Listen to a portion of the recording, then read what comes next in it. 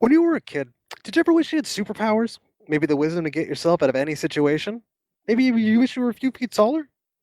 Were you ever really bad at avoiding creepy homeless people in the subway? Well, we've got just the character for you. This is the Layman's Guide to the Multiverse. So I figured, we'd throw whatever intro music here, let that ride for like a couple of seconds. Like, I don't know, 10, 15 maybe. Does that work for you guys?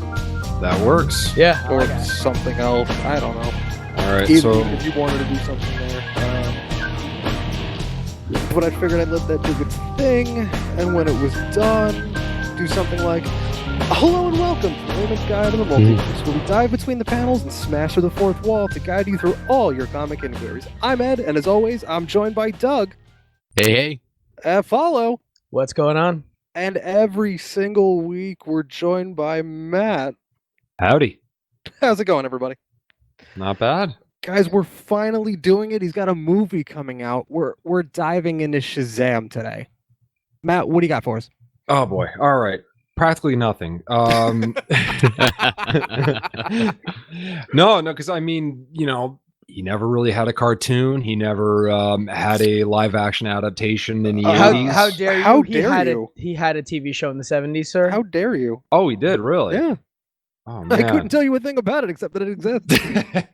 But how dare you? He had one. Honestly, the same could be said for the comic book character for most people. He was popular in the 50s. Come on, man. Yeah, we all remember that. You don't? I do. Oh, or man. do I? No. All right. Well, before you just blew my mind 7 minutes ago or 7 seconds ago about the 70s, I'm now stuck on the number 7. Yeah, no. So pretty much all I know about him, aside from that trailer that just dropped, was I seem to remember him appearing in. Remember about 8 years ago, Sony Online made that DC Universe multiplayer online game. Oh, DC yes. Universe Online? Yeah, That trailer. I would pay to just see a movie, like a Done to 60-minute that version. style. A 60-minute version of that movie. I don't need a plot. Just keep the fight going for 60 minutes. I would pay 3 tickets worth to see that. To be fair, I thought you were going to be like, man, I'd pay to see that trailer again. I was about to be like, Doug, just go on YouTube. I'm sure it's there. No, they deserve the money. They put the work in. But it was crazy because that game, like a year later, nobody was talking about it. But that trailer to this day is probably one of the better game trailers ever. Ironically, the game is still being played. It's just, it's okay. It's mediocre at best. It's suffering the same fate as most other Sony Online games are, where it has the initial hype and then you get your diehard just clinging to it for dear life, and that's about it. I mean, I feel like you could say the same thing about anything at this rate, though, right? Yeah, true. Rip City of Heroes. That game always looked fun. But anyway, though, I remember seeing Shazam getting his butt kicked by Green Lantern, which was kind of weird because I always thought he was kind of a good guy.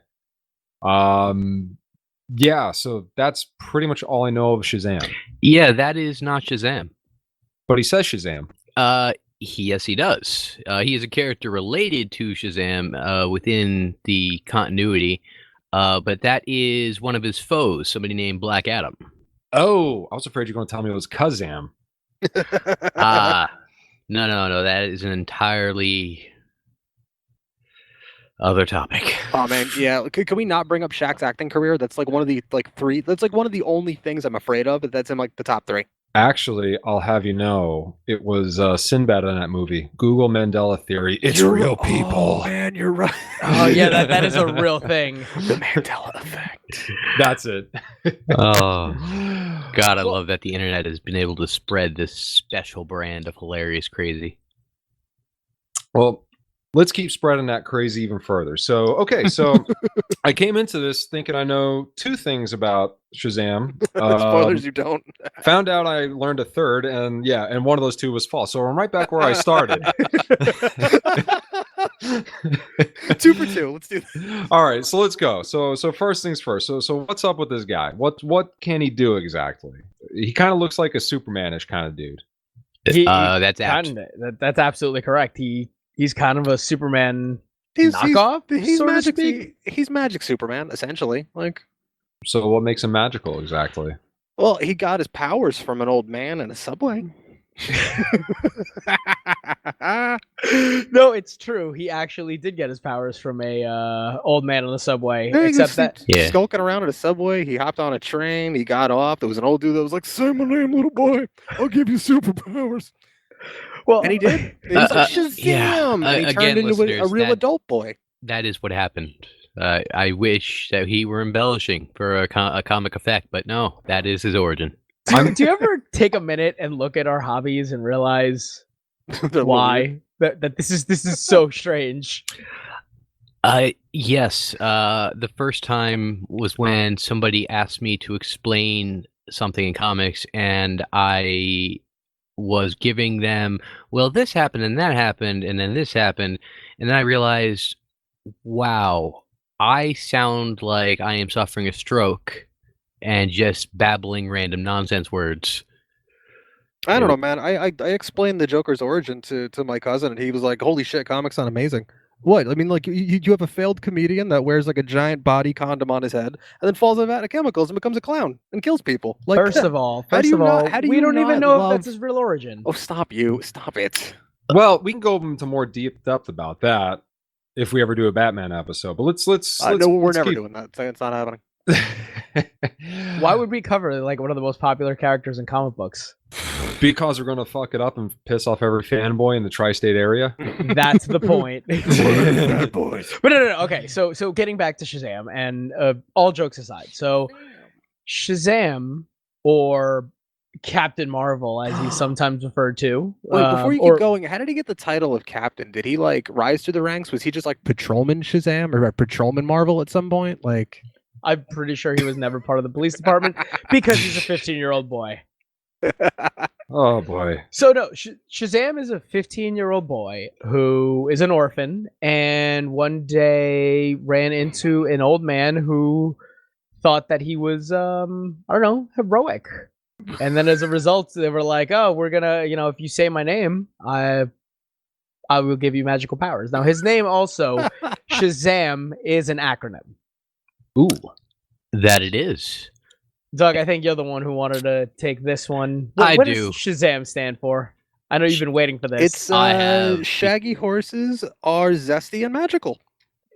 God damn Oh, it, Ed, this God. was my moment. Oh god, that sounds like some My Little Pony shit. No, Shazam is an acronym from the 6 gods, demigods, or mythical figures that he gets his powers from. Oh, the six god Drake. What? Go ahead, Oh, Doug. go- go go, No, ahead. Doug. I'm sorry. I was too busy shaking my head in disgust. No, he has the wisdom of Solomon, the strength of Hercules, the stamina of Atlas. You started out of order though. Oh, strength of. Okay, no, you are correct, sir. My mistake. I'm freaking terrible. Yeah, at this. I can spell. Even fake ass words like this. The power of Zeus, the courage of Achilles, and the speed of Mercury. Freddie Mercury? He's a little bit faster than that. Are you Nice. sure? Doesn't have the range that Freddie Mercury did. But Yeah, but- he's much faster. But Okay. but he's Mr. Fahrenheit. He can move at the speed of light. Ooh, he's gonna make a man out of you, Huh, that's Doug. actually strangely appropriate. Doug. Don't stop him now, okay? He's having a good time I'm having a ball. on his bicycle. I just So Queen how, jokes. I'm sorry. We did it, Yeah, I was guys. just gonna say, Come how on. appropriate is making a man out of you in regards to this topic, though? Yeah, right. So so he meets an old guy on the subway. The guy starts singing Destiny's Child, so he decides to say his name. So The Wizard Shazam is just Beyonce. so anyway, so Shazam. So he you called him a magical Superman. So like magical how? Like Doctor Strange magical, Houdini his, magical. His powers come from the Wizard Shazam, who gets his powers from the Rock of Eternity. Now, the Rock of Eternity in the DC universe is the source of all magical powers. It's the magical epicenter, if you will. Thank you. Yes, Yes. that would be the And- more correct way of it. It also exists outside of space and time, correct? Yeah, I think so. I think it lives in its little pocket dimension. That's right. It lives there. It's got a little Rock of Eternity house and a white picket fence. It just got married. But no, it is its own kind of dimension, even so to speak. There's more than just the Shazam character gets his powers from there. Right. Right. So you were saying before how you thought that Black Adam was Captain Marvel or Shazam because he had said the name. He actually got his powers before Billy did. He did. Oh. And he got his powers from a entirely different pantheon of gods, Egyptian based. And just to throw out my nerd cred even more, I can tell you what that is. He had the stamina of Shu, the swiftness of Heru, the strength of Amon, the wisdom of Zehuti, the power of Aton, and the courage of man. I don't remember any of those gods being in the Brendan Fraser movie, so I don't know who they are. Brendan Fraser was the only god in that movie. Yeah, that's true. Yeah, funny. Oh, go ahead. No, I was about to say, Doug, you clearly Googled that. There's no way you can remember that off the top of your head. No, I actually... He was like, hey, Google. No, I Googled that 2 weeks ago, and I memorized it for this. At least he's honest. At least he's honest, yeah. It's funny, though, Matt, that you bring up The Mummy, or I should say The Mummy Returns. All right. Or even The Mummy, The Scorpion King. Because The Rock was in those movies. He's going to play Black Adam in a movie adaptation.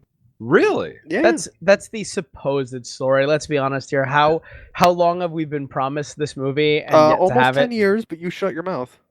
Like, isn't the contract signed? Yeah, it's been signed for years. It just got to get into production. Yeah. It's been in developmental hell forever.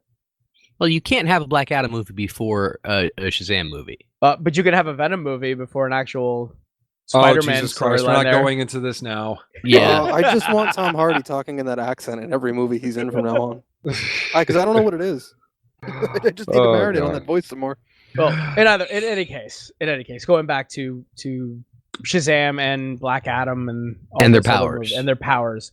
They're pretty much kind of equal in power levels, so to speak. I'm pretty sure they're pretty much exactly even in power levels. Black Adam is much more ruthless. Isn't he more practiced as well in the powers, seeing as he's had them for longer? Yeah, of course. I mean, he's had them for much longer, and well, yeah. I mean, Billy's he also was the ruler of his own country. Back in the of his day, own country. and by back in the day, I do mean what around the time of what ancient Egypt.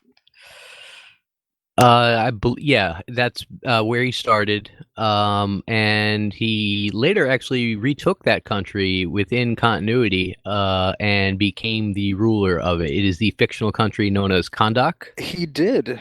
That was if I remember correctly, was part of Jeff Johns' like gangbuster run on JSA. It was a fantastic run. Recommend that to really anybody. good.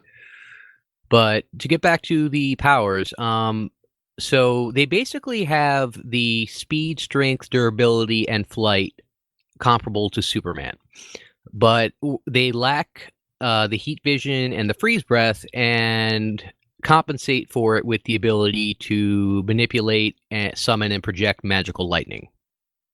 All right, so they're basically kind of Superman meets Zeus. Yeah, more or less. Yeah. Like, I mean, you're not going to see Captain Marvel or Shazam or Black Adam fly into space, sneeze, and and push galaxies away. But well, I mean, yeah. Come on, that hasn't really happened since the '60s, so. So anyway, so besides lightning, so what else can they do exactly with their magic? I mean, is it limited to that? So they kind of hint to the fact that he has the wisdom of Solomon. So he's supposed to be slightly more intelligent than your average hero. He's supposed to be able to be wiser, but I mean, it's really just an old dude talking. Just whispering in a 13-year-old's ear. Hey, do this, little boy. More or less. It sounds so creepy, but it's terrible. It's terrible. What it is.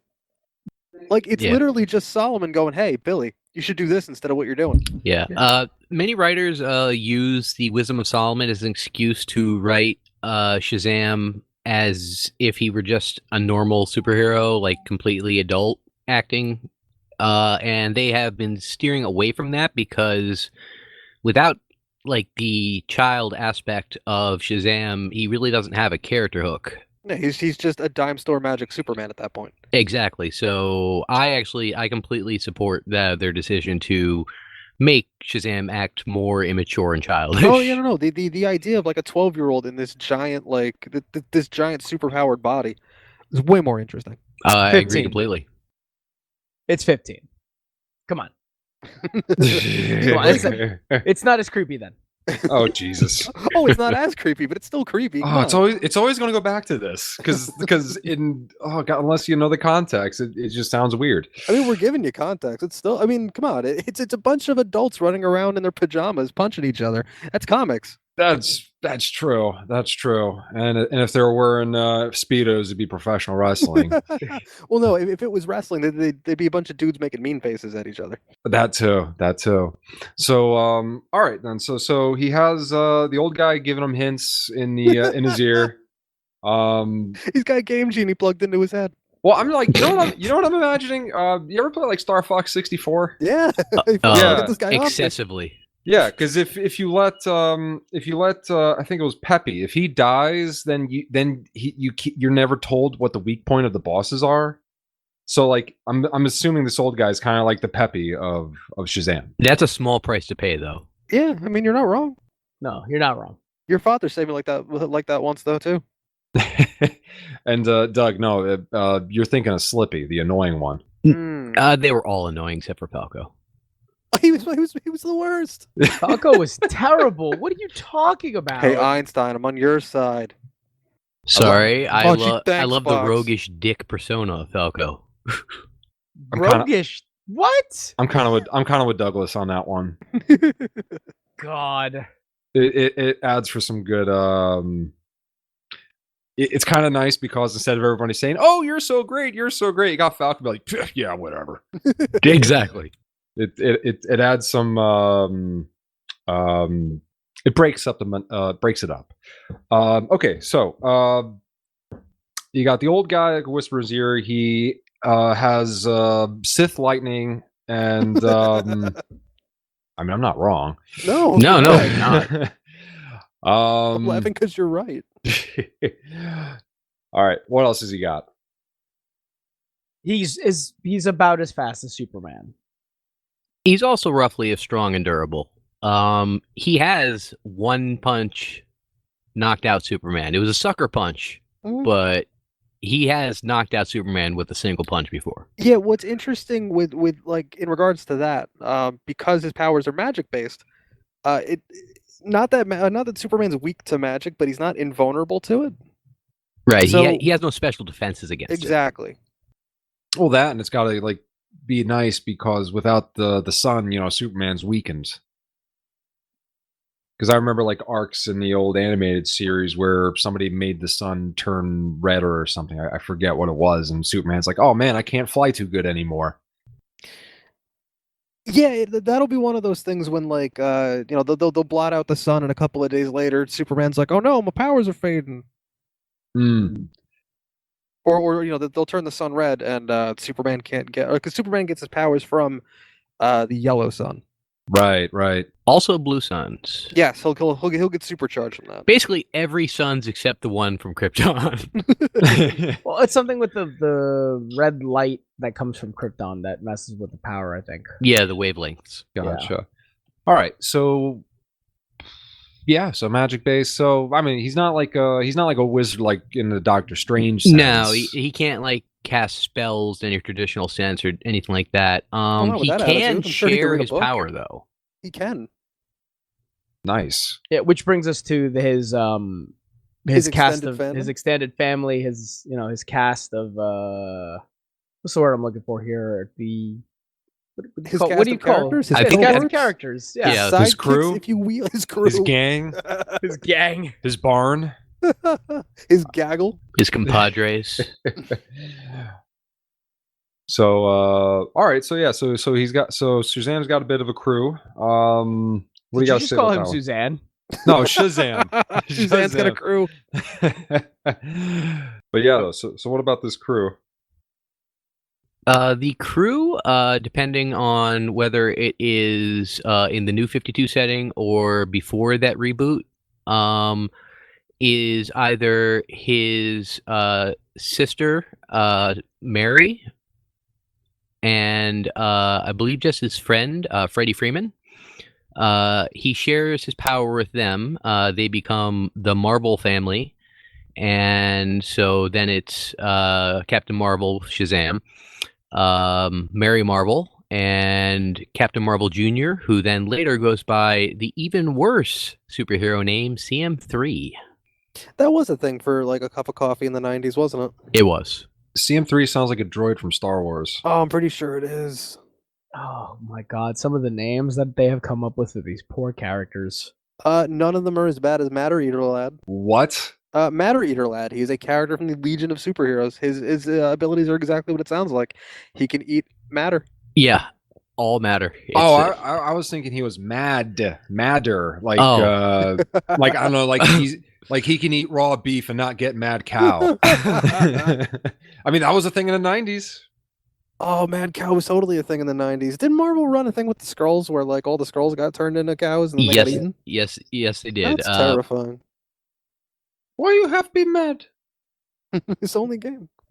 Okay, so actually, I think a good point to go from here is we keep saying switching back and forth between Captain Marvel and Shazam. Now, let's explain to the audience why that is. Oh boy, let's get into lawsuits and all that fun legal stuff that people love to hear love me a about. good lawsuit. I am American. Nothing says comic books like litigation. Oh, boy. That's good.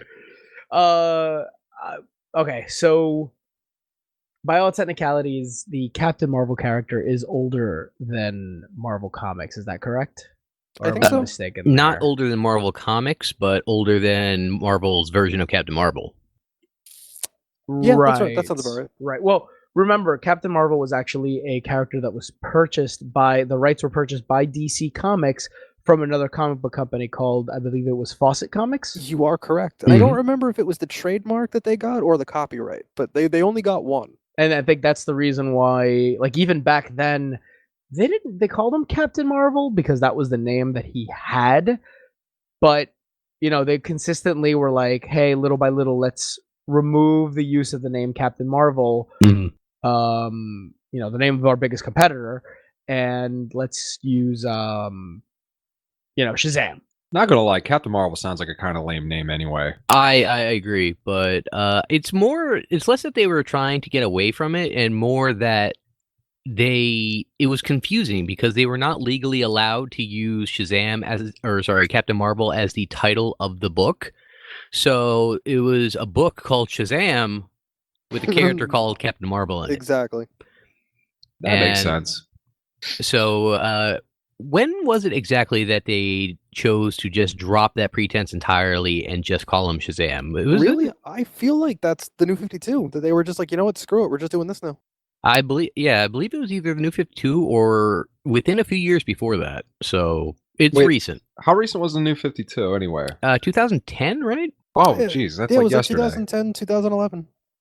Okay, all right. So I guess Marvel just decided, oh, hey, you know, here's this Captain Marvel name. Let's just take it, and we can just take this to the courts. Yeah, I mean, essentially, there's a bunch of really weird, I guess, litigation that happened in, I want to say, Europe. Once Fawcett Comics went under, and I want to say that happened in, I think, the mid 60s. Once they went under, there was a publishing company that was still publishing Captain Marvel or Shazam stories over in Britain, but they couldn't use the name anymore. So I believe he became Marvel Man. Anybody want to give me a confirmation on that one? I feel like you might be right on that. It might have been they changed his name to Marvel Man. Yeah, they ended up changing the name, which then flipped over into Miracle Man once Marvel saw that there was a bunch of different companies with characters either named Captain Marvel or Marvel Man. So they honestly, or they ended up just grabbing as many copyrights as they could. I want to keep pointing out stupid names, but Miracle Man is a pretty bad one, I think. Like if I buy a comic book named Miracle Man, and it's not just like a comic book story telling of Jesus Christ, I'm just going to be disappointed. The illustrated Bible for kids. I mean, those exist. I know Shazam! that was yeah. Sorry, I totally blanked on what I was about to say. Oh, that's good, man. It's good. All right, so he spun off a bunch in England. Yeah, man, I don't know the first thing about UK comics that Alan Moore hasn't touched, or Neil Gaiman. Oh, that's actually what I was going to say. I don't want this to be confused with the other character named Miracle Man that Alan Moore had a run on, because that turned out to be a really great series. Right. And That's technically the same character. Is it really? Mm-hmm. Holy shit! I just had a great idea, guys. What's that? All right. The corporate offices of Kraft. Hear me out. You got to pair up with DC Comics. Where is this going? Spin off Miracle Man as Miracle Whip Man. Ooh. Give him a whip. Oh, he's totally not. Whip. Oh, he's totally not mayonnaise. Yeah. Oh, he fights other sandwiches that have mayonnaise on it. His arch villain would be like Professor Mayonnaise. Oh man. Yeah, it could work. Oh, somebody call Warner Brothers right now. Oh my god. No. They're too busy. Call Netflix. They'll take anything. No, dude, better. Let's call up Sony. It would be better than freaking Venom. You're we not haven't wrong. seen it yet. Come on, guys. We haven't seen it yet. That accent, though. I'm gonna go. Listen, I'm gonna go see it on Saturday. I'll have my thoughts on that. Well, you let me know how it is. I've been hearing his Catwoman bad. Speaking of whips. Oh Yeah. Jesus. Well, no. So going back to the character, we should probably talk about the fact that he is the character of Shazam himself is not. So, like, you know how Superman has his Clark Kent? Mm-hmm. Right. Mhm. His Clark Kent is a 15-year-old boy, Billy Batson. I mean, I'd even argue that Shazam himself is like the alter ego. Yeah, and actually, Billy Batson would be the real character. Oh yeah.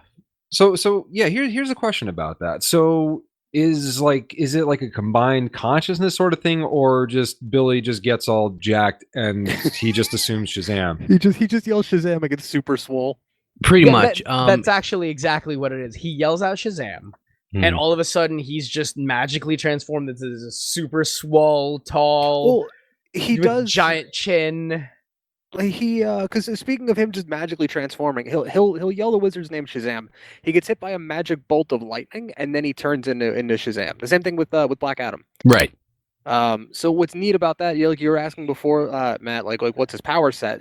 Besides being able to shoot magic bolts of lightning, or he's got magic Superman power. He's got the Superman power set, but he's all magic. He's able to use that magic bolt of lightning that when he says the wizard's name as a weapon. Yeah, and that's consistently shown to be far more powerful than even the lightning he generally shoots. Ah, okay. And he actually, seeing as Shazam is his villain, he actually uses that against him in multiple instances. Did you mean to say Black Adam? Black Adam, yes. I'm sorry. Yeah. Thank you. Yeah, The correction. They both. Yeah, well, they've both used it on each other. Yeah. Yeah. I think the most famous use of that as an offensive weapon was Kingdom Come. When he uses it on the. I mean, not to. I mean, I guess we're gonna have to jump into spoiler territory for you. Yeah. If you haven't read Kingdom Come, I guess either pause it and come back when you're done. If you don't care about spoilers, doesn't he use the magic lightning though on the giant nuke? Yes, and also several times on Superman while he's kind of like bear hugging him from behind. Oh yeah. Because that's the thing, is if the lightning hits him, he reverts to his human form. Yeah. But if there's something in between him and the magic lightning bolt, they get, what's the word, effed up. There's an animated movie, I think, either that or an episode of Justice League Unlimited where he does that to Superman. Mhm. So like they actually fight. Superman's having this thing where he doesn't like Captain Marvel because he's this new superhero and all this other stuff. I think that's the Justice League. Yeah, doesn't trust him. And then they get into a fight because of Lex Luthor, and during that fight, Shazam just picks up Superman like over his head, Ultimate Warrior Gorilla Slam style, and just starts yelling Shazam over and over again, and just Superman just getting wasted by the Shazam lightning. Hold the phone. So you mean to tell me that Shazam is basically the Pikachu of the DC universe? Oh man, Because remember Pikachu's down B attack and Smash? dude, If you're standing above him, you're getting wrecked. you're blowing my mind right now. So does that mean that Batman's like the Hitmonlee of the DCU? I would have imagined more of a Hitmonchan. Oh man, who's Dragonite? I got so many questions now. I don't know. I'm trying to think. Quick, Doug, right now, who's Marvel's Elite Four? Go. Doug, you're taking way too long. You're killing me here. Come on. Oh, what do you mean elite? Like the most popular? No, the Elite Four. Doug, have you never played Pokemon? What was your childhood? Oh. You're bumming me out. Sorry, okay. He blanked. You're breaking my heart. blanked. Oh, you're killing me. Yeah, I was trying to think like I back- did not make the Pokemon connection. Doug, we got to go back to Shazam. You're killing me here. Yeah, I am a complete and utter failure. So I mean, I take that on myself. it's fine. We accept it, Doug. We accept it. We accept you here. You've accepted that I'm a failure for a long time. Doug, if only you met an old man in a subway, you could change that. He might give you powers if you just say his name, little boy. No, you think that, Pull on the but I've watch. tried, It's very expensive, Douglas. and I don't know, but I think he really lucked out because I have had a 0% success rate after 3 tries. Oh boy! Oh, Wait a second. How God. did the kid even know to say Shazam in the first place? Told him. Yeah, the old dude told me Oh, Magic. okay. I wasn't sure if it was like a Rumpelstiltskin's sort of thing where like she figures out the name by pure bullshit. No, the wizard actually takes him, like, he tells him, he's like, listen, I think you are a very heroic young man. Yeah, he is You pure are of heart worthy- and exactly. is worried is worthy of his powers. Because you say my name is Shazam, and you'll have my power. So where did this happen exactly? Was this in Manhattan or? This was in Fawcett City, which is a fictional city within the DC universe named after Fawcett Comics. Oh, I really hope they got good pipes in a place named Fawcett City. Oh, I do too. What was Fawcett City known for in the DC universe? I wish I could remember. It's plumbing. Stellar. Well, I mean, because every city in the DC universe is supposed to be like a paragon for something. So, for example, I remember the Flash's city, Central City, was known for really good like ironworkers and whatnot. Okay. Metropolis is known as the City of Tomorrow. Oh yeah, it's got all like future tech and whatnot. Yeah, and Gotham is just It's dark and just dreary. And Jersey City. Just Tim Burton's just wet dream. No, I'm serious. They supposedly really modeled after Jersey City. Yeah, God. didn't they do like a DCU map or something? And Gotham is closer to Jersey. I feel like you are correct, and I've heard that before. It's not the first time I've heard it. I was about to say I'm not even saying that the shit on Jersey City. I'm just like, yeah. Oh no! I'm totally saying that this shit on Jersey City. Like I live in Jersey. It's awful. Well, I like to make the comparison of Metropolis is Midtown Manhattan on a bright sunny day, and Gotham is like downtown Manhattan on like a rainy day. I was gonna say the Bronx. It's just the dreariest. Well, no, the Bronx doesn't have actual buildings. Or superheroes, man. So what does the Bronx have? Just a bunch of tents? Like what? Is everybody camping? Like what's going on? Listen, let's not get into They that don't because have buildings. but no, going back to the character of Shazam, we should probably talk about some of the guys that he has fought in his storybook career, so to speak. we should, but I say that kind of sarcastically, just because Yeah. again, one of the things that you're going to come to realize with the character of Shazam is that Shazam himself is like the character is much more about just that. It's more about the character. It's that like that childlike wonder. It's that like kind of like that Steven Spielberg movie kind of feel. You know what I mean? Yeah, no, I agree completely. He's not Sh- supposed to be dark and gritty. He's He's supposed to not. be fun. He also, and therefore, he doesn't face a lot of the more complex and nuanced moral dilemmas that other heroes have to deal with. Yeah. So he's not like a Batman or a Spider-Man, if you will. He's more like the comic book reader, assuming you're younger. He's kind of the comic book reader superimposed with the other. Yeah, heroes. Yes, exactly. He literally was created with the intent of, hey, this Superman guy is real popular. Well, Superman was a kid. That's And- actually not a bad idea. I No, think. it wasn't. Great marketing idea, especially back then when comics were primarily a children's form of entertainment. It was a fantastic idea that was very successful.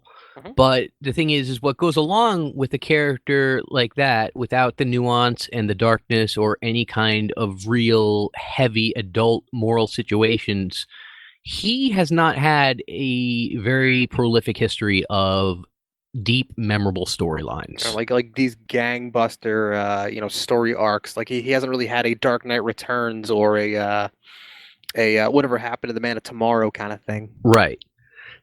Yeah, there's no Dark Phoenix saga for Yeah. Shazam. I would yeah. hope not. Well, I mean, you I could forgot say that about- alternatively, you could say his family has had more interesting stories than the actual Shazam character, the Captain Marvel character. That's fair. If Yeah, by you can that you actually- mean Black Adam, yes. Well, no. Black Adam, Mary Black Marvel, Adam, Freddie that's right. Freeman. You could even say that his Rogues Gallery is more interesting, which I believe is where we were going. Yes, that's exactly where we were going, believe it or not. So, again, Look at you me getting mentioned things back on track. Exactly. For once, wrangling up everybody. Jesus, what are you doing? what are you trying to take my job here? I'm getting $10.50 an hour. Actually, you know what? I think we've done a pretty good job establishing a base. Before we start diving into that, I think we should take a break. Ooh, look at this guy. I kind of hope Snoop Dogg has an appearance in this Shazam movie. I'd pay good money to hear him say Shazizzle. Or Shazazzle. For Rizzle. It could work. Does he even do that anymore? That was like a thing in when I was in high school. That was a long time ago. I don't know. I'm out of it. Alright, I'm going to let you guys enjoy the intermission music.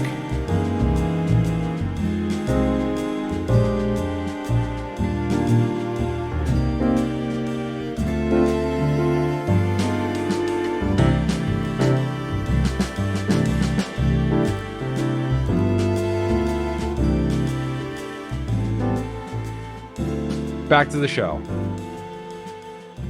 All right, We're Eddie. back. Fuck.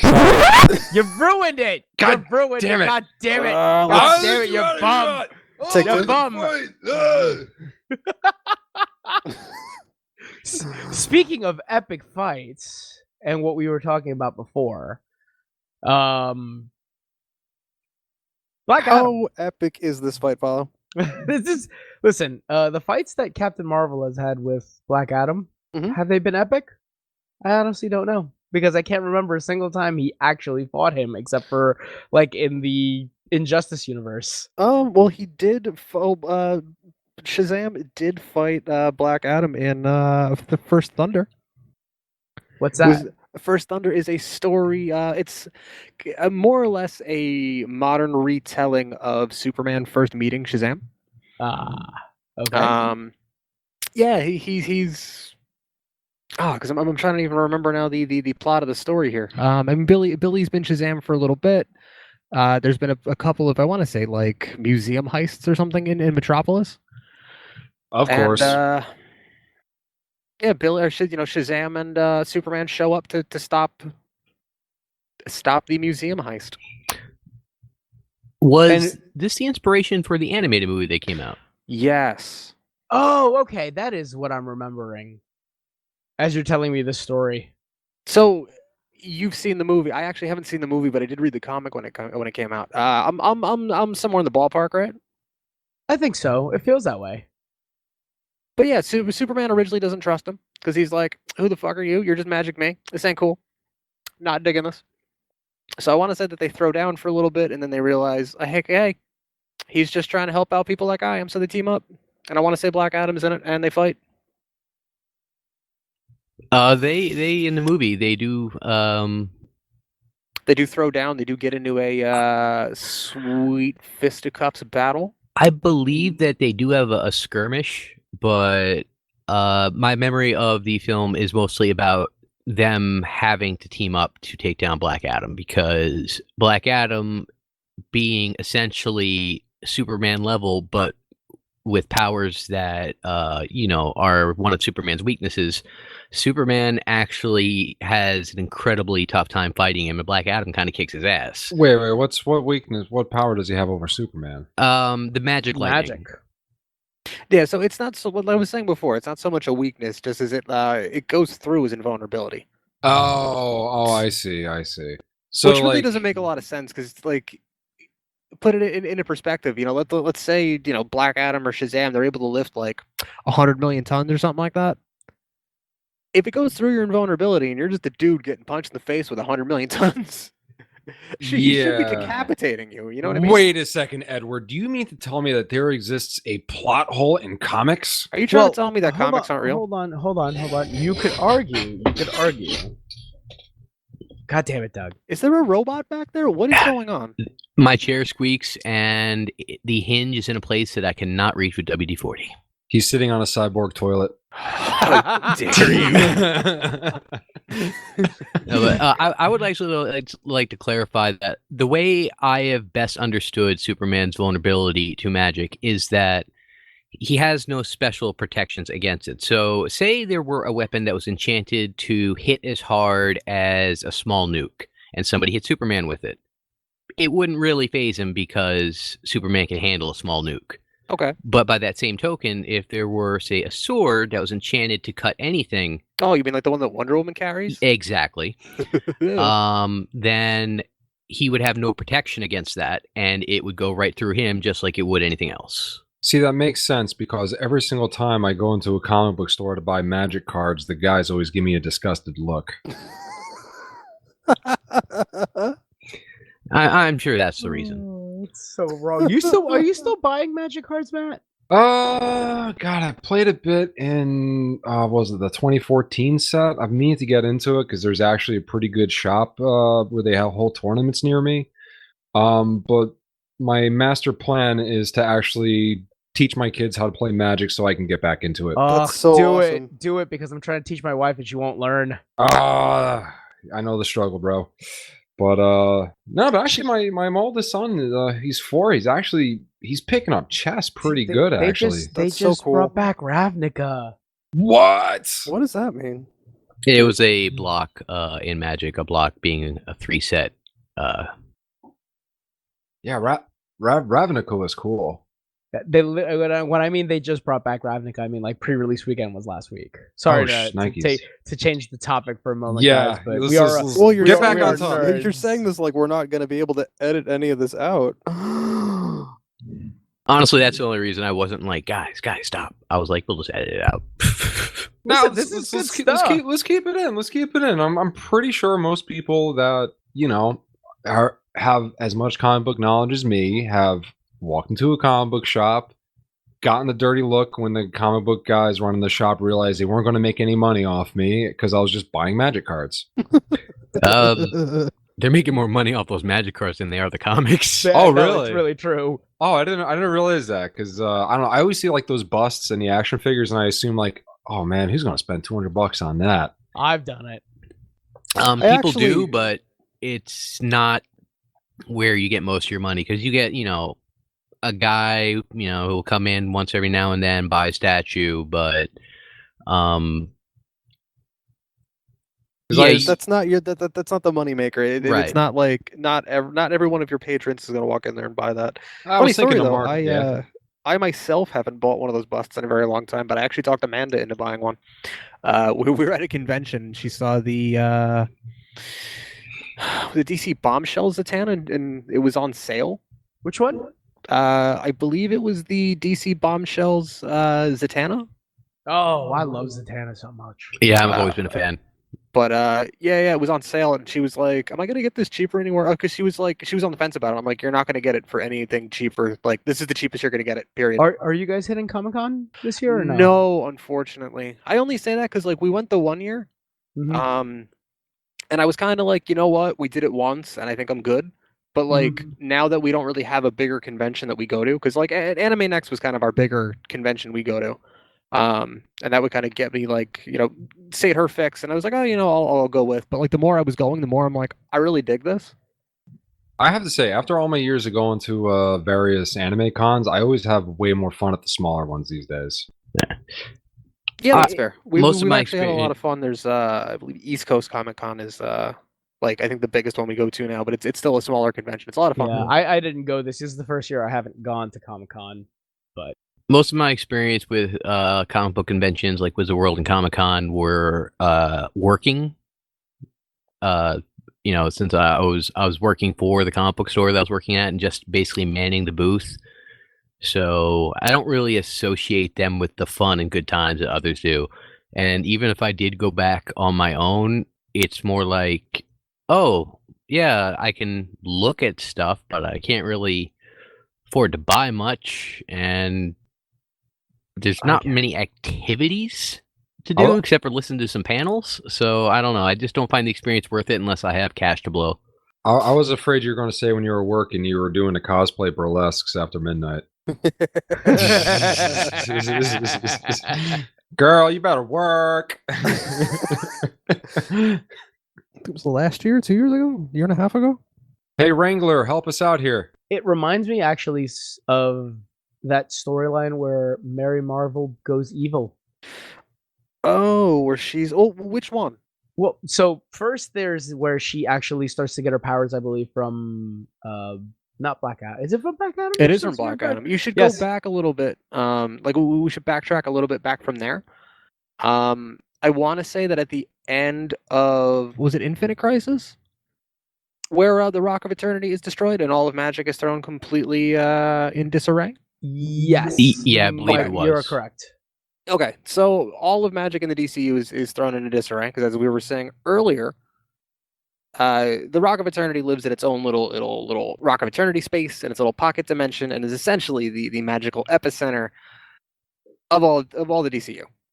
So that's gone. Magic's fucked, bruh. Yeah, it exists, but it's chaotic, scattered, hard to access. Ah, gotcha. It screws with everybody's powers, pretty much, is what it does. Anybody who's a magic wielder or derives their power from magic in the DC universe is, for all intents and purposes, screwed. Like Red Kryptonite screwed? Kinda. Yeah. That's actually that. Yeah, because I was gonna be like, no, but yeah, that's actually a good way to put it. Red Kryptonite, for those that I actually know this. Red Kryptonite is the one that, it makes Superman's powers do weird things. Like it makes him like fly backwards, I think, or something, right? It depends on the storyline and what time period.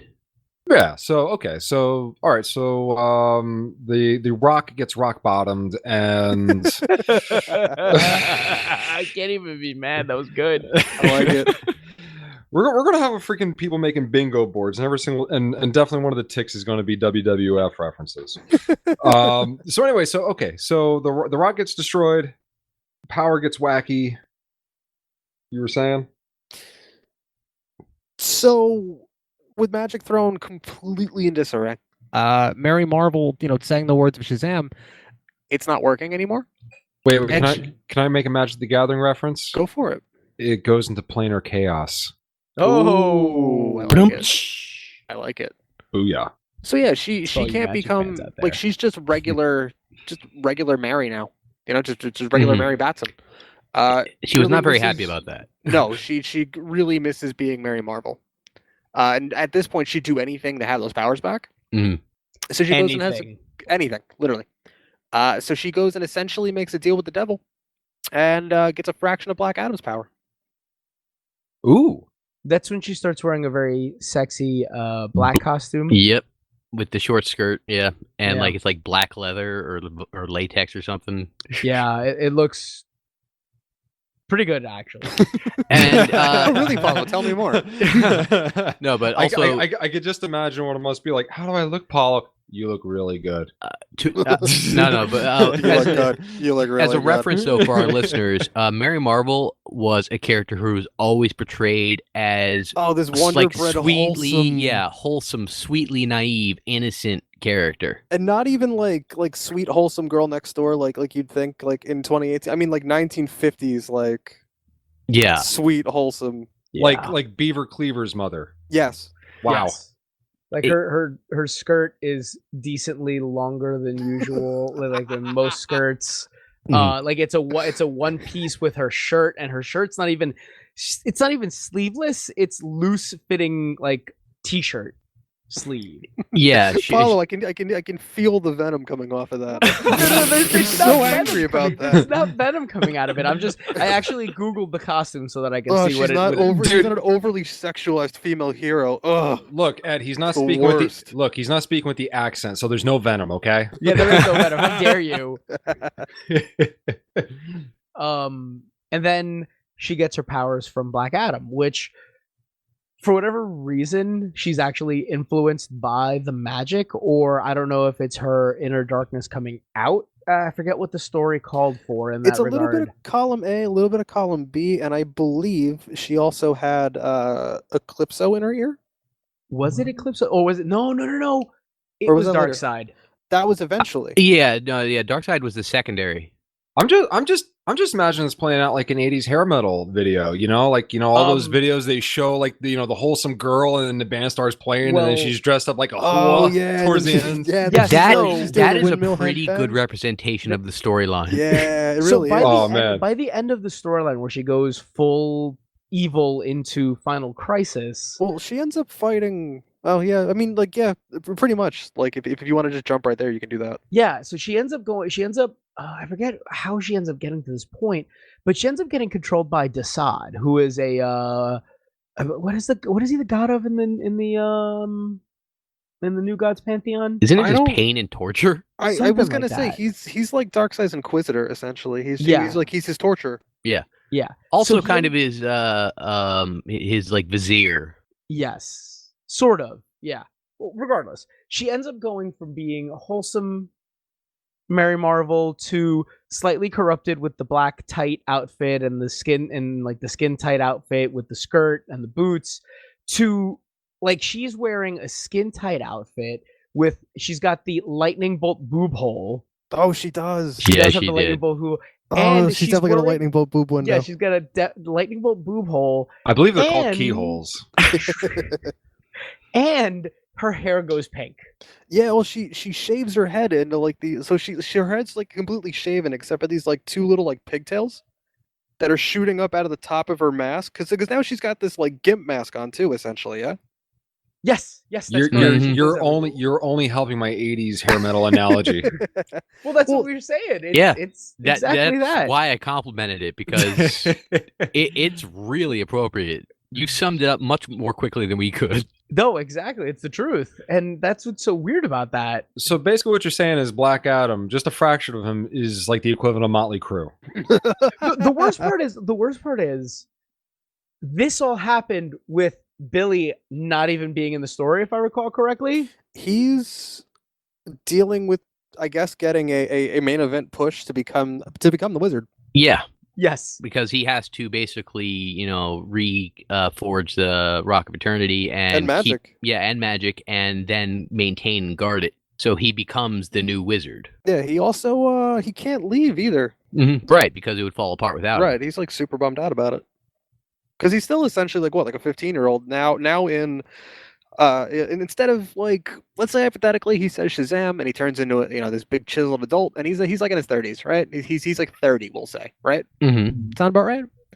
Now he's like Shazam. Now he's in the body of like a dude in his late 40s. He's like, but I'm still 12. Where's my surge? Like somebody get me a can of Coke. Like I just want to play some N64. I'm a kid. It's the truth. That's actually exactly what it's like. Yeah, he's like super bummed out about everything. They did draw him to look consistently depressed and sad in Well- his role as the wizard. If you had to sit there on a freaking rock all day, I'd be pretty miserable. That's fair. He Yeah, no, I did. To be agree. fair, though, he did get a sweet new outfit. So instead of his costume being like the red and yellow like it was with the weird little half cape, He got like, or I want to say the costume was all like white and silver with the gold lightning, and he had a sweet hood. Dude, fucking outfit. If I want to be stuck on a rock, give me a Game Boy or something. Holy shit. At the Didn't very he least, have give me something to Tetris. keep himself occupied? I feel like he did give. He he was had able s- to, and how can I put this? Like he essentially had like one of those giant like monitor walls. He was able to watch like everything at once. Oh, so he goes full Ozymandias. Yeah, pretty much. I would not trust a 12-year-old with a monitor wall that can watch anything. I mean, that's not your call to make, Doug. I'm just imagining putting on Rick and Morty on every one of those televisions, and he becomes. Oh man, I hope his IQ is the highest. Then. He becomes like smarter than like 10 Lex Luthers. Oh, and that guy stole 40 kicks. All right, that's 4 10s. And that's bad. You know that's canon. Yeah, I know. It's It was good. it was so great when they did that. Yeah, well, in any case, so that was just an example of like the Oh yeah. the ridiculousness of some of his villains. And then, for example, there's is it Sivana or Sylvanas? Remind me. Savannah. Shivago? I Feels thought it okay. was Savannah, but if it's Sylvanas, that's fine too. It's either or. I mean, really, because how would you explain him? Because like the best way I can put it is he's like diet vaguely European Lex Luthor. Diet European Is baby. is he supposed to be like Russian? Because I'm thinking he's from, like Shazam's like from like that era where the Cold War. World War II actually. Okay, so more German Well, than Russian. maybe, but the thing is even like during and post World War II, there was already a distrust for the Russians because even before the war had wrapped up, the military already saw Russia as their next threat. Well, that's true. Yeah, that's fair. Yeah. Well, I'm just imagining like maybe when the character came into creation, he was in like the more central part of Europe, and as the Cold War progressed deeper and deeper into the East, he went. His origin went. Yeah, that's fair. Yeah, that would make sense. My understanding of the character, and I would actually feel free, guys, to correct me on this, is that besides just being like the kind of evil genius, wasn't A Mark Zuckerberg type. right? Wasn't he basically a scientist who's obsessed with the occult to find a cure for his aging body? Yes, actually, that would be correct. That's some Darth Plagueis shit right there. Yeah. That's pretty much where that goes. Oh, what's kind of neat since they did a and I guess you can say it's the new 52 reboot for the character, which is the storyline they're using for the movie, by the way. They've kind of redone Dr. Savannah from this like tiny little like vaguely European old dude. And when I say tiny, I mean he's honestly like this 3'12" like scrawny nothing. Yeah, he is really short. With like giant Coke bottle glasses, he's bald the whole bit. Now he's just like a regular guy, and I don't like saying he's a regular guy. He's not just like an average Joe, but he's closer to a Lex Luthor type. But they end up giving, because I want to say he gets hit either by the lightning or something. But his eye now is magic, and he's able to detect magic around him. I'm just imagining by your description between the Coke bottle glasses and his height, an evil genius version of Milhouse. Yeah, pretty much. Pretty much. Like you're not wrong. That's a really good With Milhouse's dad's hairdo. Everything's coming up Milhouse. Yeah, right. Right. So let's some of his other villains. Now, when most people think caterpillars, they don't think megalomaniacal threats to the universe. Oh, I do. No, I think the Hungry Caterpillar, because I must have read that book for my kids a million times. Right.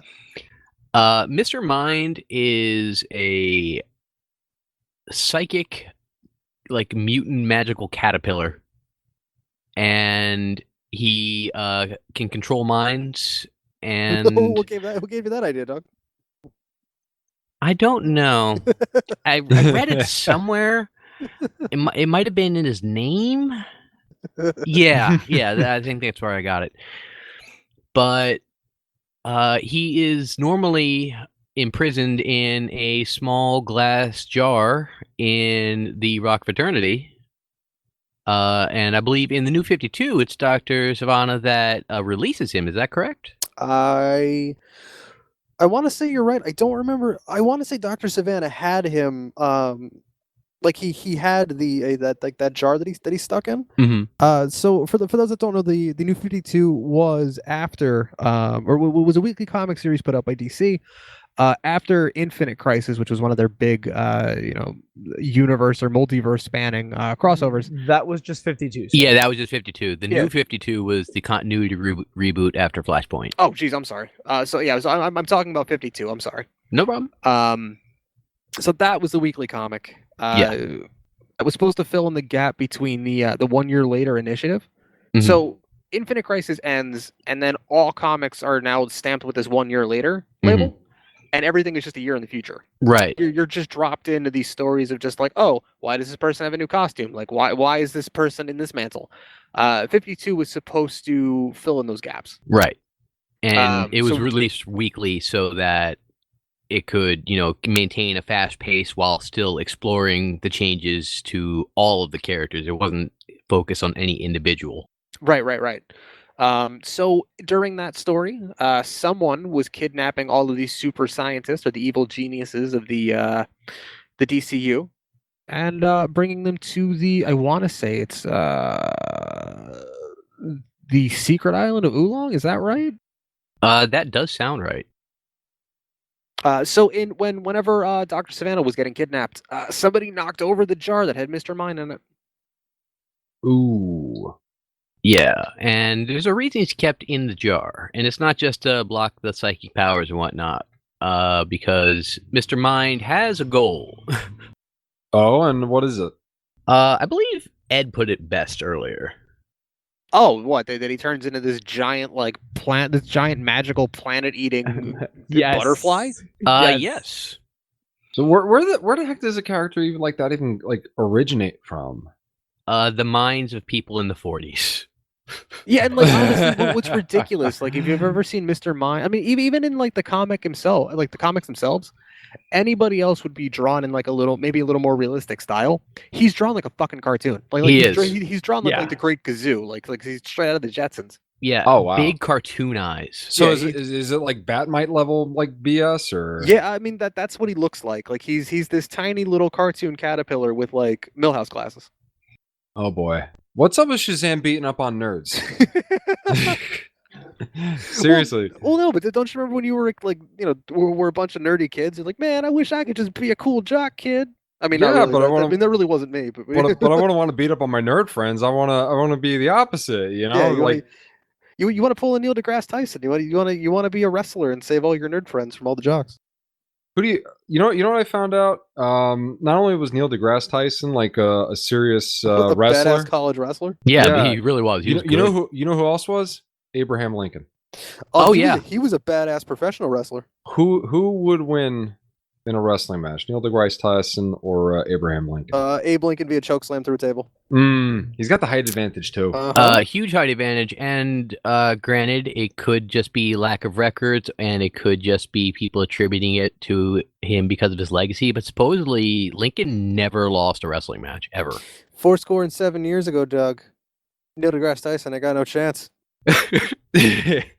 Yo, I bet you Abe Lincoln could cut a hell of a promo. He did. He was so good at it, they made him president.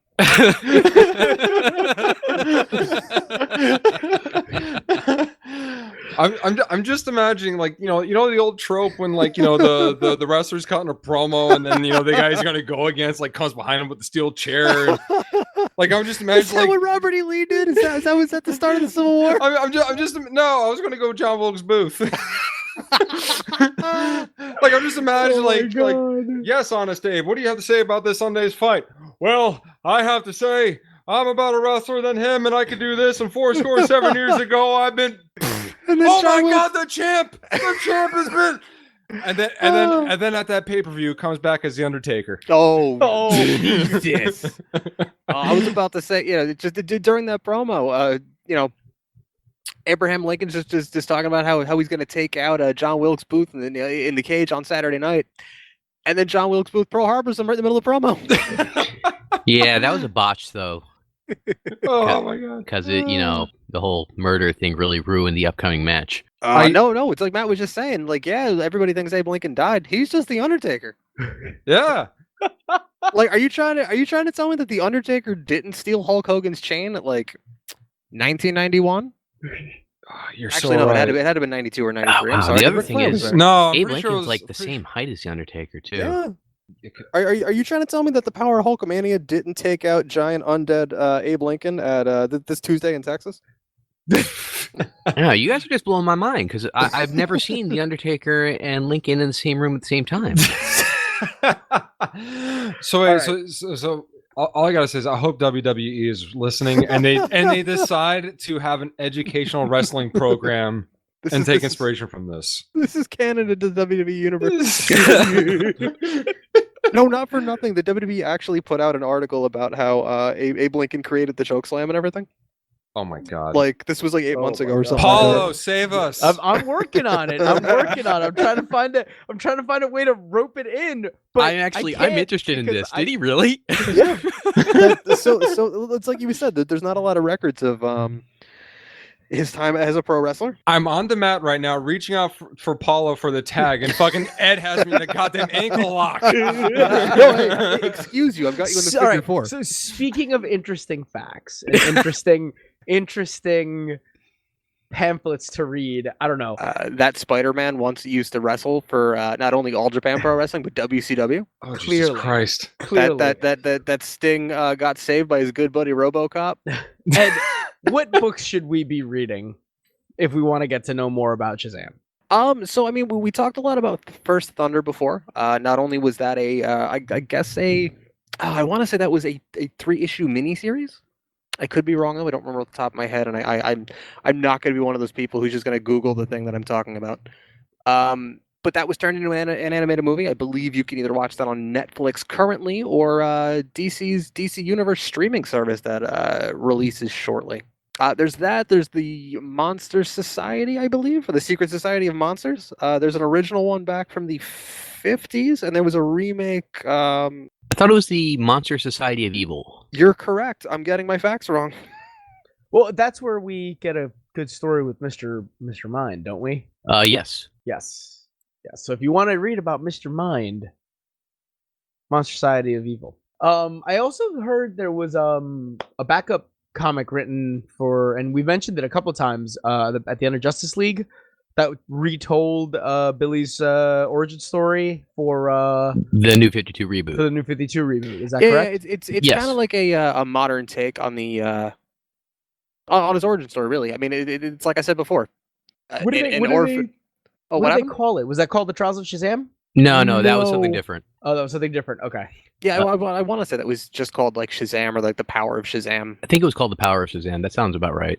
Yeah. Yeah, that's where they introduced the concept of Billy being an orphan who is adopted into a family of other adopted children. Mary no longer being his twin sister, but just the oldest of the adopted children in the new family.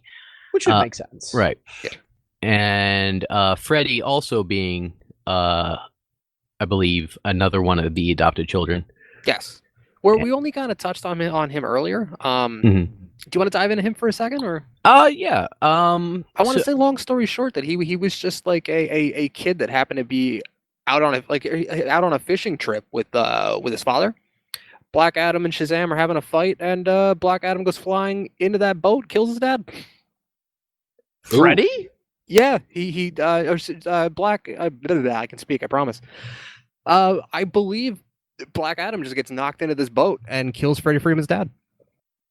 I did not know this. Yeah, so Captain Marvel, Billy Batson, feels super bad about it, and then gives Freddie a fraction of his powers. And then they're See, best friends. I feel like that's different from the story that they're going to go with the New 52, where he Oh, is they totally also, yeah, that's that he is part of the family that he gets adopted by. Oh yeah. They're gonna go a completely different route for the movie. And like we were saying earlier, they're adapting this backup story for the movie. Gotcha. That makes sense. But other stories, Shazam, Thunderworld, I think was an issue during Grant Morrison's Multiversity run, which was really just his love letter to the concept of the multiverse in general. And they like DC just gave him the keys to the DCU, and we're like, Rewrite the multiverse for us, you crazy, crazy Scottish bastard. So he did. What was the author's name again? Grant Morrison. Grant Morrison. Is he kind of like prolific? Oh, you bet. Don't be too surprised if later on you don't see an episode specifically about the writer himself. Yeah, he deserves his own episode completely. And by the way, I don't, unless that is a modern take on Freddie Freeman's origin, I do not believe that was the case. A villain that we didn't bring up because he is a one-note villain who is exactly what he sounds like, Captain Nazi. Oh, he was fighting Captain Nazi. He was kidnapped by Captain Nazi, Ah. and Billy saved him. So what am I thinking of? I could have sworn that like Freddie Freeman's dad died. There have been so many reboots to DC continuity over the past 60 years that we're probably both right. Wait.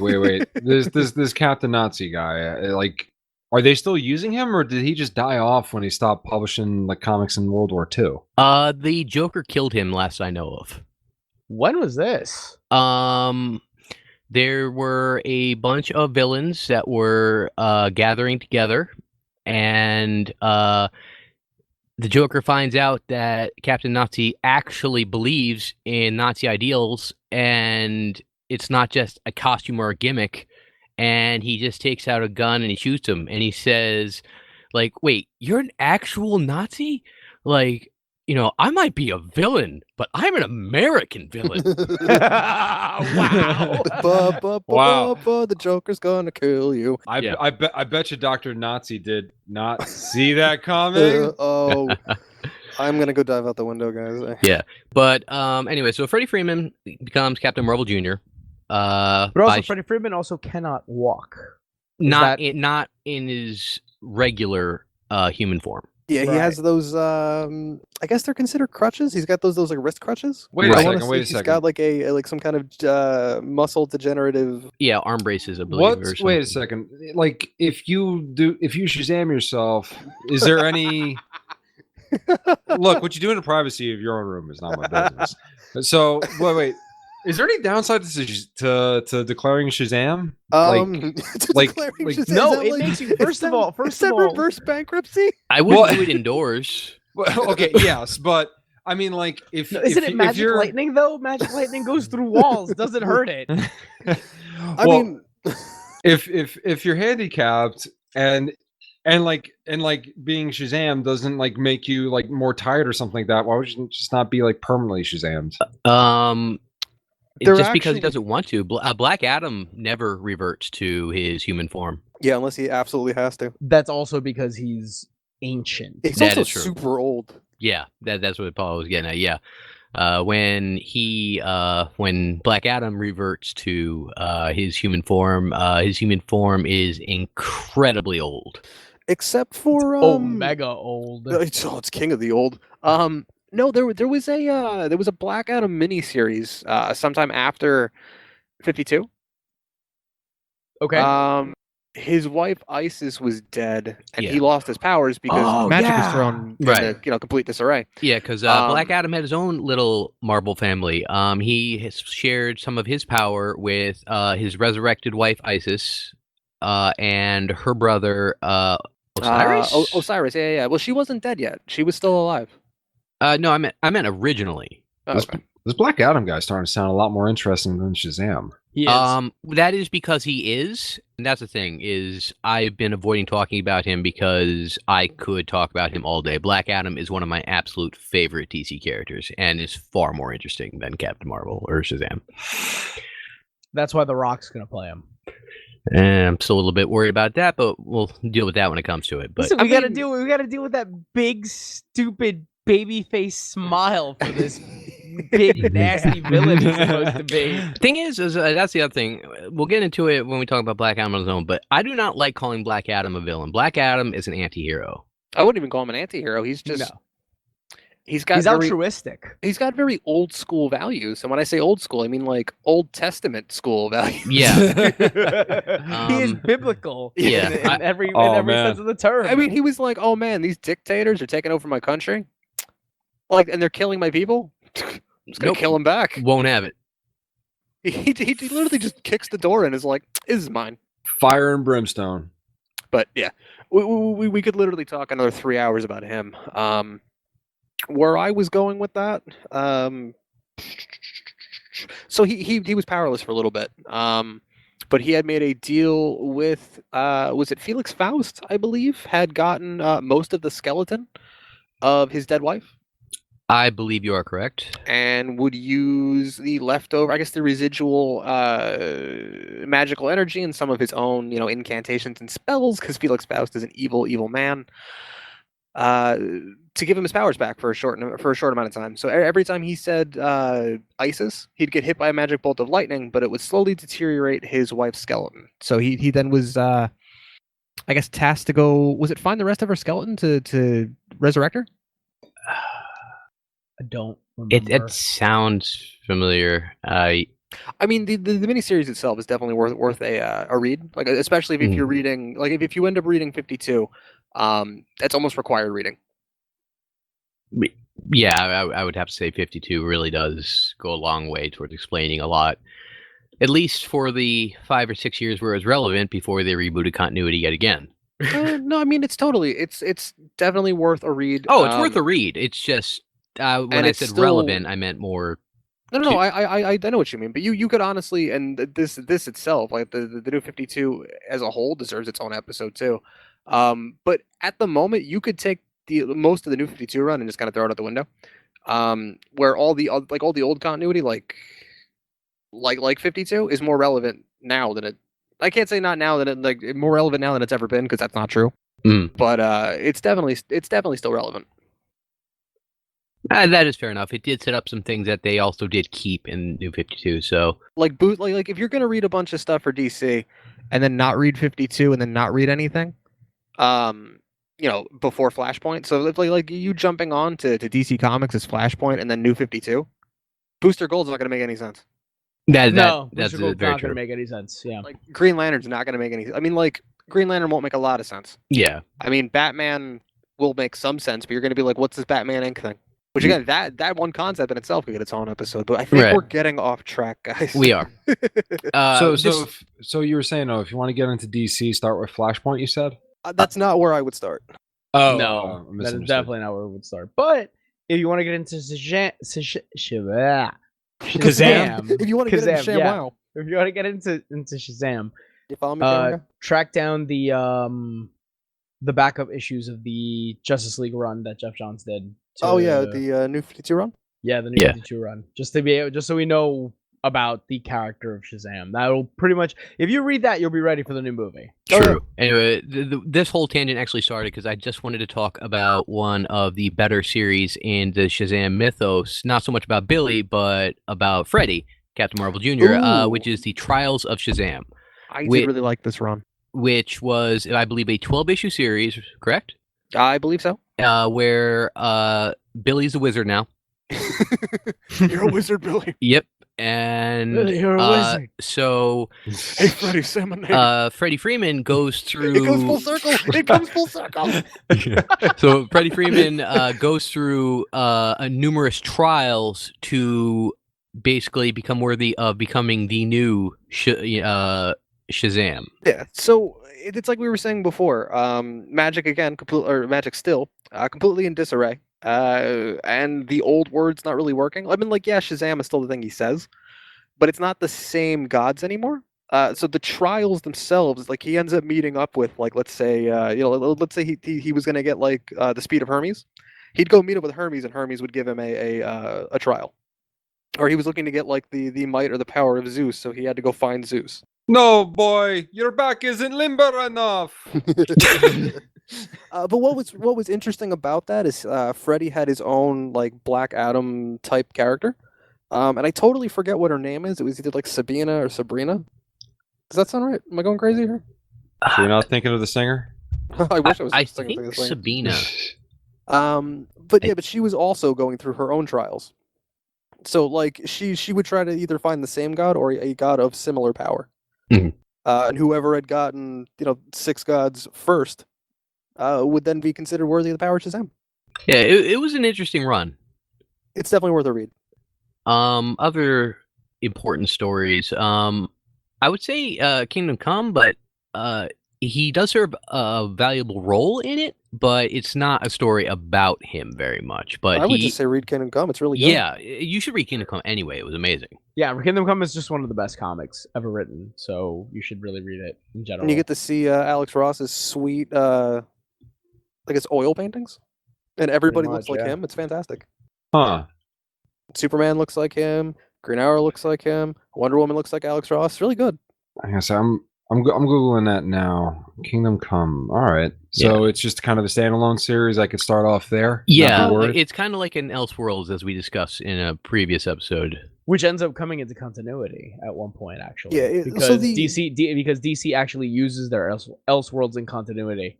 Yeah, they at the time Elseworlds was still a thing, but that like the Kingdom Come story was supposed to be in a either far off future or an alternate future where all of the grimdark, extreme, gritty anti-heroes of the 90s started showing up in the DCU and were murdering villains. So some of the older school characters, like Superman and Batman, come out of retirement to I don't want to say like to fight off the new generation, but they were kind of just like trying to find their footing in this new world, I guess. Came to put them back in their place. It kind of sounds almost like it's the old kind of like telling the new, like, look, that's not how you do it. That's exactly what the story is. Right? Gotcha. And it kind of developed into a three-way war between the new heroes, the old heroes, and the villains. Yes. Well, if you want to take it into consideration, it actually is more of a. It starts off as this supposedly apocalyptic vision of what is to come. That's that true. comes to this one man who That's is true. a preacher, and he's just like, oh my god, the world is gonna end because the superheroes can't get along. They can't hold hands. So you know what it sounds like? It sounds kind of like how the WWE decided to make its events more PG. God. After what was the Attitude Era, you know. Good night, everybody. Yeah, we need to tone back the wrestling references just a little bit. We are going crazy with but it. I can't think of a better way to describe it. It sounds... And that's the bottom line. No, but Ed, you know what I'm talking about. No, and like really, you're not off. That's a pretty solid analogy, because like really, what ends up happening is these like edgier, like grittier, darker heroes show up. And the public loves it. They're like, oh, they're actually like getting rid of these people that like the Joker killed my uncle, and you mean to tell me like this dude with like this crazy light up power staff just murdered the Joker? Yeah, they're like, great, fantastic. Like, where have you been, Batman? They're like, amazing, fantastic, spectacular. It's actually more of the question towards Superman. Where the hell have you been? Here, I'll spin it another way. All right. Remember how much everybody hated freaking Wind Waker? No. Wind Waker. Everybody loves 80s metal. Be quiet. No, Legend of Zelda Wind Waker. Remember how everybody hated that art style? Oh, I actually kind of dug it. But it was unpopular though. It was unpopular because everyone liked the darker style of the 64 games, but the Wind Waker tried to bring it back to the old school style of the games where it was more cartoony, but those are all 16 and 8-bit, so there was way more to the imagination. It kind of sounds like that, where it's kind of a response to the comics of the 80s and the 90s, where it's things got darker. You had the Dark Knight and all that stuff. Tim Burton Batman versus Adam West Batman. Right. Yeah. It was a war between idealism and pragmatism.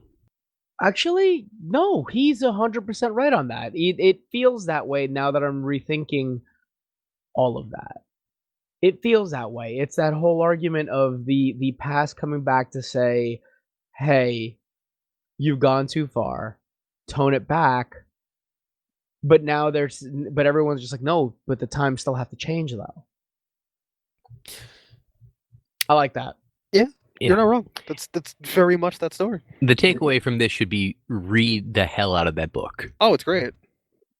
You want to read a good Shazam story? Kingdom Come. Go ahead and read it. Kingdom Come. Okay. By Mark Waid. All right. I will go on my... I do like me some Mark Waid. I will buy that on my tablet tonight and make sure to read it. Ooh.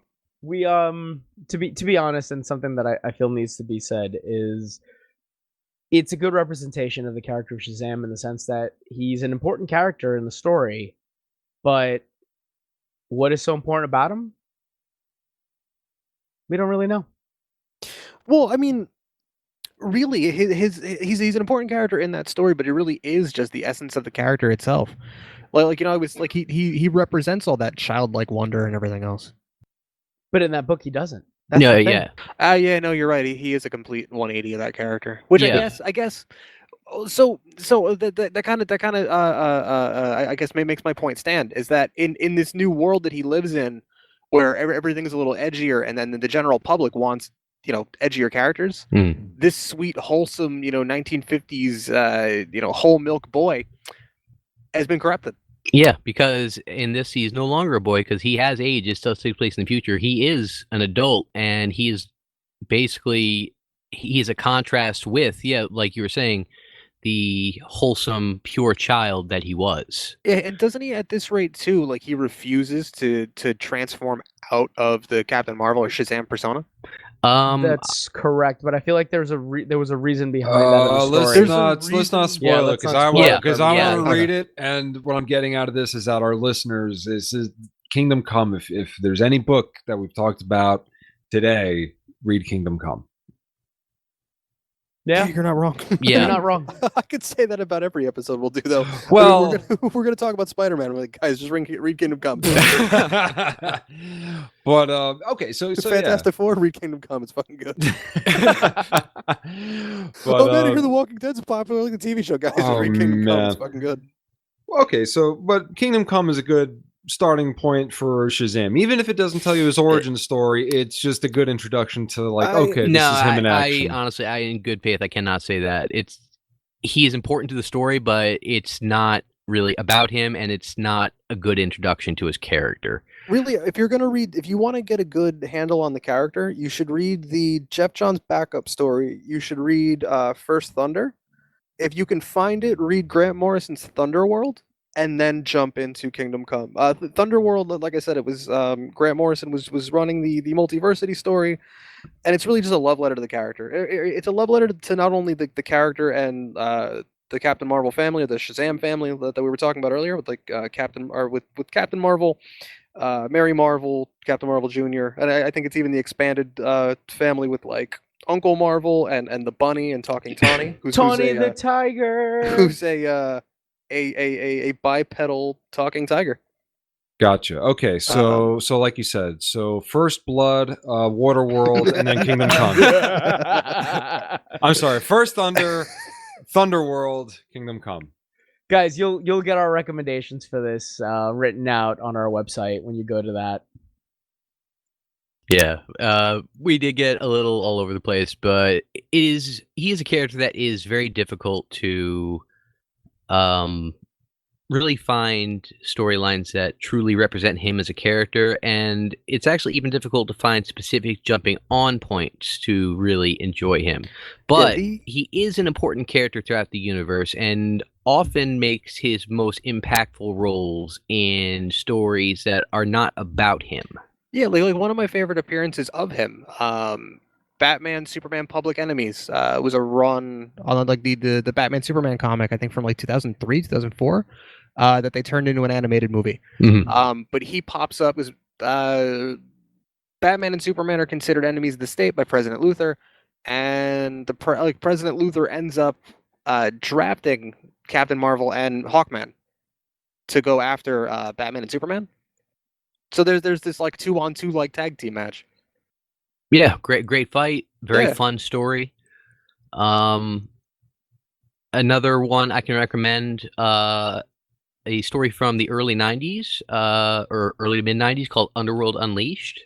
That is basically a story where one of the DC equivalents of Satan, Neron,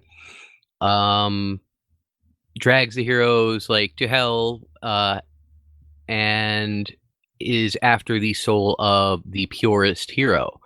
And everybody, of course, assumes that he's after Superman, but He's actually after He's after the pure soul of Billy Batson. That's so. You know what? It's a good thing you said that because I forgot. Like, okay, I believe they adapted this into a Young Justice episode. It was either Young Justice or Justice League Unlimited. But the name of the title, the name of the episode was, I think it was a two-part episode called Bedlam. But it was a Young Justice comic book storyline. Um, and I forget what the villain's powers were, but he essentially was able to take all of the child heroes and all of the adult heroes, Mm-hmm. or like all of the teen heroes. Like just any, like if you weren't an adult, you were on one Earth, and all the adults were on another one. Oh, But that's they were like, that's Justice League Unlimited. yeah, but they were like, but where's Captain Marvel? That's they a were the- great episode. Yeah. So like everybody figured that like, oh man, Captain Marvel's going to be on the adult world, and everybody's looking at each other like, well, where is he? He's in stasis. Like Billy Batson is in stasis between the two worlds, at the very least in the comic, because he was Captain Marvel at the time, but he's like 12. Mm-hmm. Mm. So again, that's not a story that's about him, but he's integral to the story.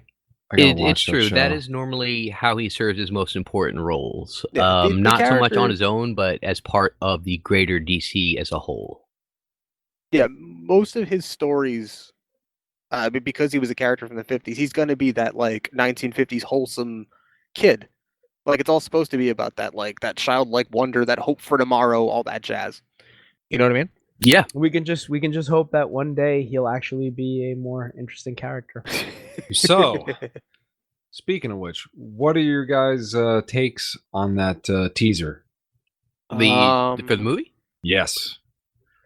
I'm excited. I am too. It looks like a lot of fun. It I mean, does. Personally, I'm excited for it because I think DC is kind of taken this whole, as you guys call it, the murderverse. Their movies are just way too dark. They take themselves way too seriously. I think feel that might be part of what they're doing with this is they're actually taking the DC Murderverse and introducing a fun, lighthearted character with the same powers of Superman, and just kind of like, here you go, guys, Murderverse versus fun character with lots of superpowers. Yeah. Yeah. I mean, I think it might save the DC cinematic universe, in my opinion. That's It couldn't make it any worse. That's true. Because I mean, here's my dilemma. could it? Okay, like because here's my problem with all those movies so far. All right, like I have a old rear projection television, and the bulb is going, and I'm just waiting for it to die so I could buy a new one. But I'm cheap, so I'm waiting for that thing to give up the ghost. And let me tell you, I watch a lot of TV on it. It comes out okay, but I can't watch like Batman versus Superman, Wonder Woman. It's too dark. It's too dark for the TV. I can't see shit. Yeah, there's so much wrong with how they frame it. It's not even just the story. It's not even just the plot or the acting.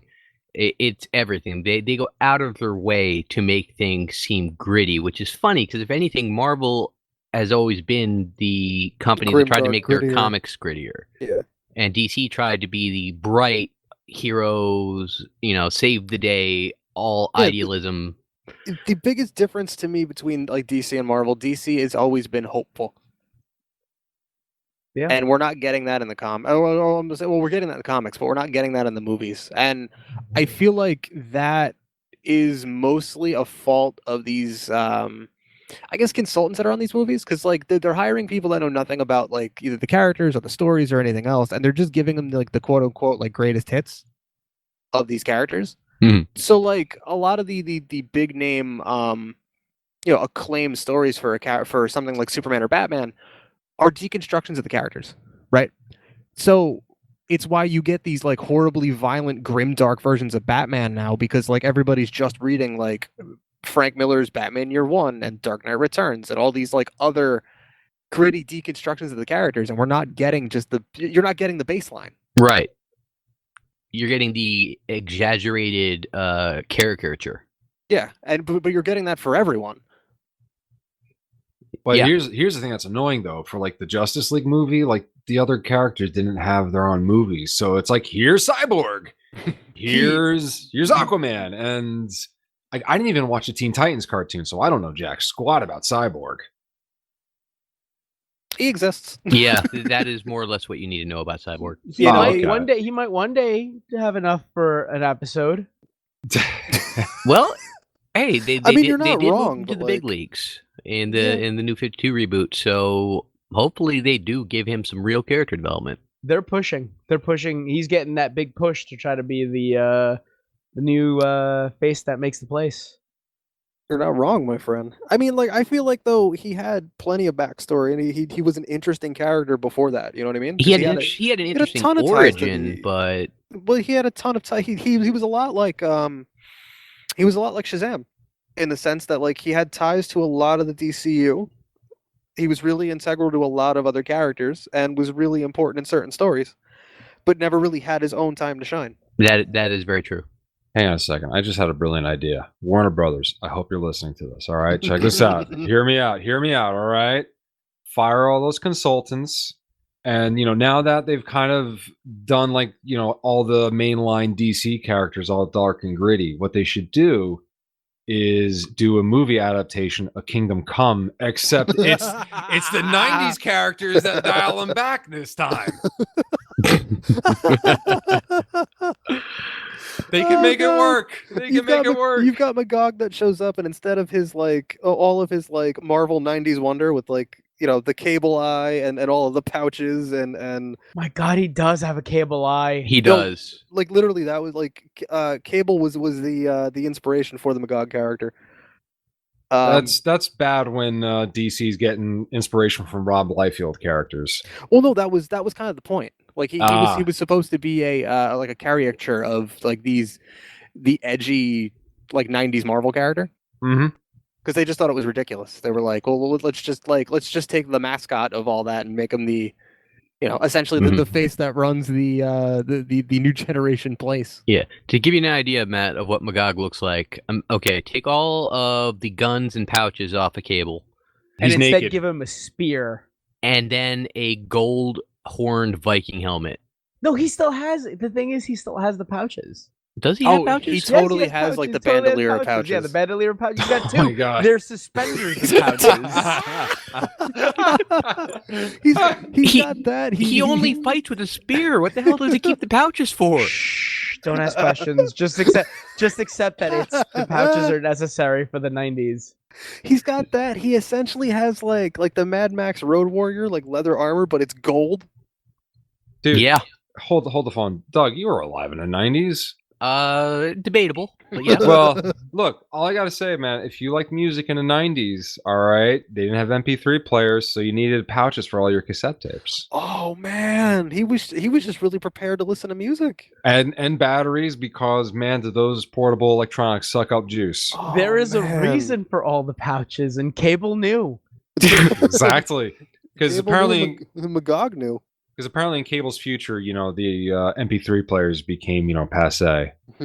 Well, Maybe, guys. yeah, I think he just got the pouches to bring back to the past with him. I don't think he uses them in the future. He just knew that he would need to hold a lot of shit. Or Wait, maybe, so maybe Cable is just a future hipster. you're blowing my mind right now. Like he's not like, I'm not going to listen to these like MP3 players that could hold like all the music on them. I'm just going to like listen to cassette tapes and go Guardian of the Galaxy with this shit. Wait. So the technovirus that Cable's infected with isn't really just like a thing that suppresses his mutant power.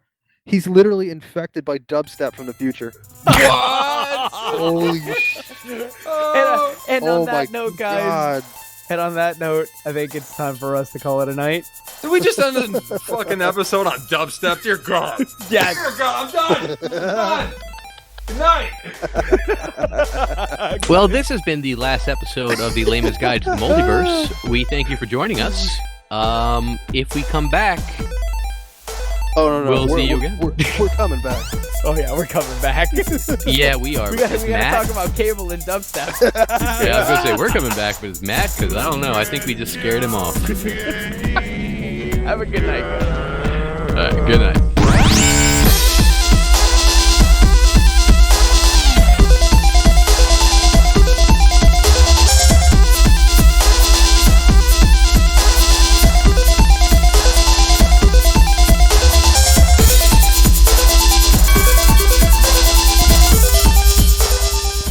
If you have questions a topic you would like us to cover, or wish to simply tell us all the facts we screwed up, feel free to contact us at laymansguidetothemultiverse@gmail.com.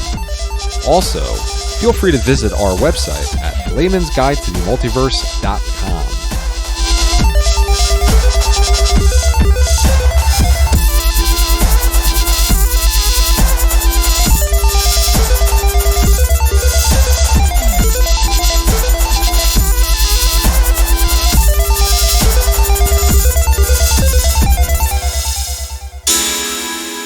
Our intermission music is Crinoline Dreams by Kevin McLeod off Incomtech.com, licensed under Creative Commons by Attribution 3.0 license, http://creativecommons.org/license/by/3.0/. Our intro music is Dance Rocket off Descent of the Goober Monster by Jesse Spillane, is licensed under Attribution 4.0 International CC by 4.0 license off http://freemusicarchive.org. And our outro music is SKGB's Alternate Adventures in Dubstep Land off the album SKGB's Alternate Adventures in Dubstep Land. Is licensed under an Attribution Share-alike 4.0 International CC by SA 4.0 off http://freemusicarchive.org. Damn it, I'd hope I'd have that all set by the next drop.